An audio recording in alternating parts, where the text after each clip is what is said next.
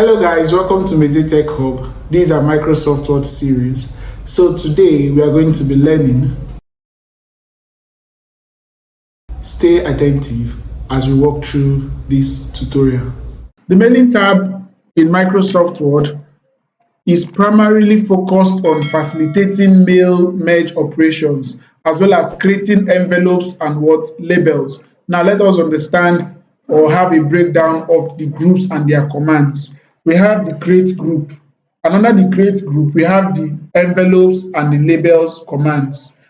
The envelopes command allows you to create and print envelopes specifying the sender and recipient address. Just as we know, in envelopes we are going to write the address of the person who is receiving it and also the name of the person that is sending it. So you can use Microsoft Word to create an envelope and also even print it. Then we have the next one, which is the labels. It enables you to print or to create and print sheets of labels with options for various label sizes and layout. You can use it to print or even to create labels. Now we have the next group, which is called the start mail merge. The start mail merge. The start mail merge command here, it initiates the mail merge process, providing options for different document types. For instance, if you click it now, you see options for different document types. We have the letters, we have the email messages, we have the envelopes, we have the labels, we have the directory. It also includes the step-by-step mail wizard merge. We are going to practicalize this in a particular class. Now we have the select recipient commands. Now this select recipient command, it allows you to choose the data source for your mail merge, such as an existing list in Excel or in Microsoft Access or on a new list. For instance, if I click here now, you see they say type a new list. That means type a new list of those that I want to send this mail to.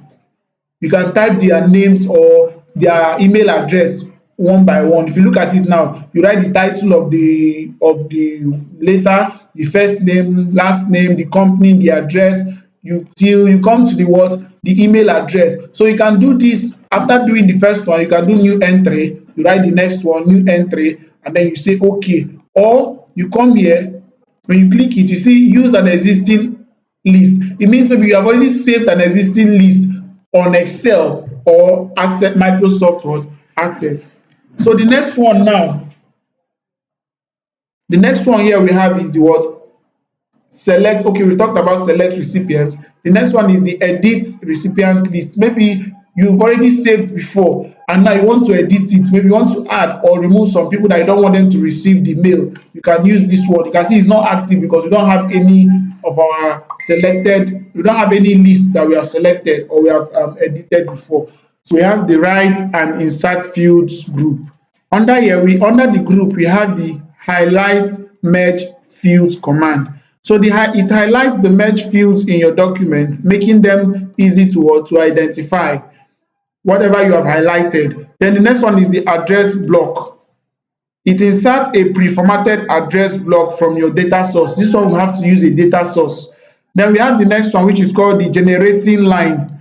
The generating line inserts a personalized greeting line. For instance, you want to start with hello sir, dear ma, dear this, dear that. So it's is used to generate a personalized greeting line. Now the next one we have here, we have the insert merge field. It allows you to insert individual fields from your data source into the document. So it allows you to insert individual fields from your data source. So whenever I say data source, I'm talking about Microsoft Access or other data sources. Now we have the rules.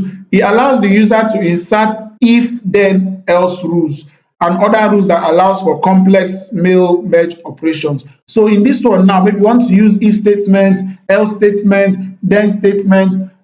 I know this may sound somehow to us, but when we get to Excel, you're going to see how to use the if statement and the if else statement.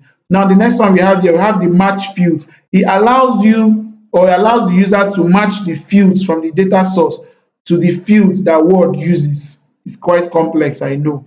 Then we have the update labels. It updates all the labels in a document to match the first labels. Now we have the preview results group. The preview results group, under it we have the preview results. So what it does is that it displays a preview of the merged document showing the actual data from your recipient list. Then we have this one called the first record, previous record, next record and last record. So what it does is that it navigates for you to view different merged documents. Now we have the next one, which is called the finished. We have, as you can see, we have the check for errors, find recipient. So all these will be active if we start using them.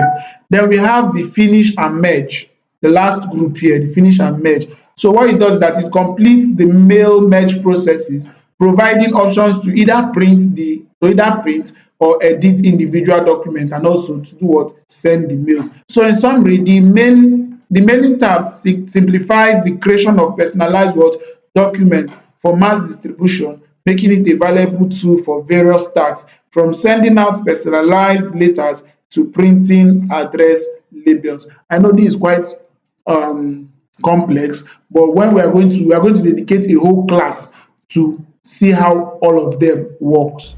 Thank you for watching today's video. Make sure you apply what you've learned and also try to share it to others. Drop a comment and don't forget to subscribe. Thank you.